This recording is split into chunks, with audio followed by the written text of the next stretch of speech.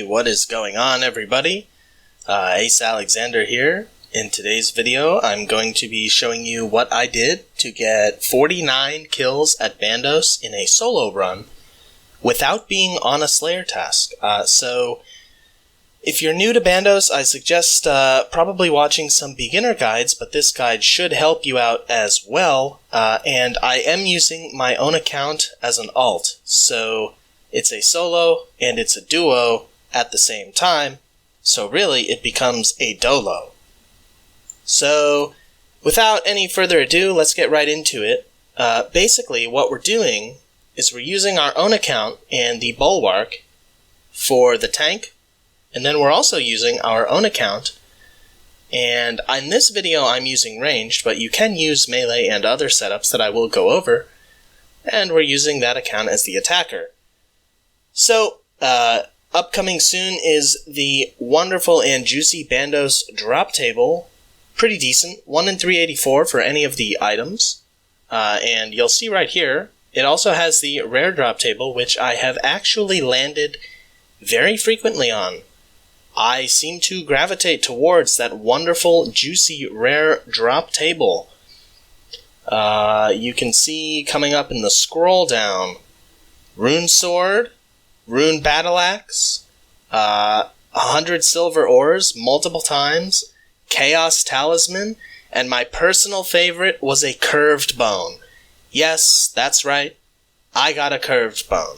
So here are the tank requirements. Now this is really the minimum tank. Basically you're going to be wearing full Guthans with the Din's Bulwark.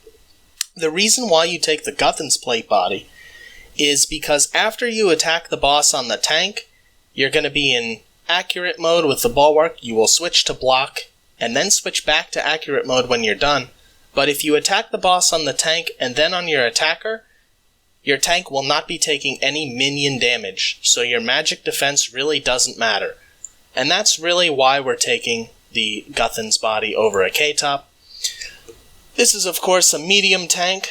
The only real upgrades here are the stats, as well as the Justicar armor. The full set will give you the % damage reduction, scaling with your total bonuses for the combat style that the enemy is using. So if we're in the 500 range for melee and range defenses, we're taking a good amount of damage reduction.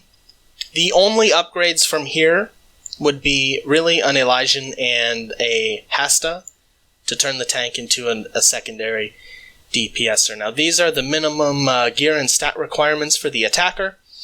I suggest using just the Guthan's chain skirt to collapse space. The attacker is going to be taking the minion damage, so I do suggest Barrow's gloves.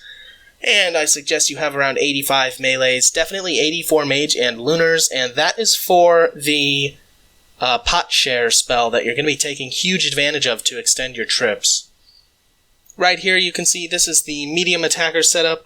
This is where you have max strength, minus the little extras like the rapier and the ferocious gloves. You could do those. Again, definitely ferocious gloves in a group. So 2 or more attackers. You always trade the little extra tank parts for the little extra DPS parts. And of course here's the ranged setup. This is the setup that I used. You can of course swap the Armadillo for Carols if you do not have that much money, but you want to maximize your ranged attack with a little bit of tank, and again, you will use the backpack in a group. The darts that I use are Runite darts as well.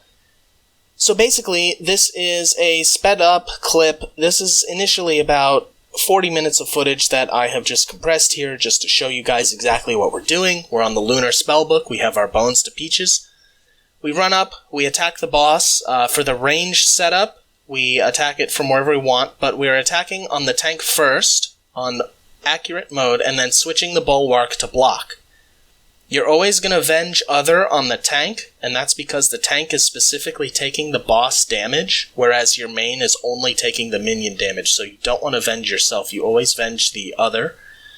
And then you run up to the tank, cast Boost Potion Share on your stat restore, and there you go, your tank will have infinite prayer. Now at my tank's level, 99 defense and 98 HP, I'm generally only using like Rock Skin and Prey Melee. It's that strong.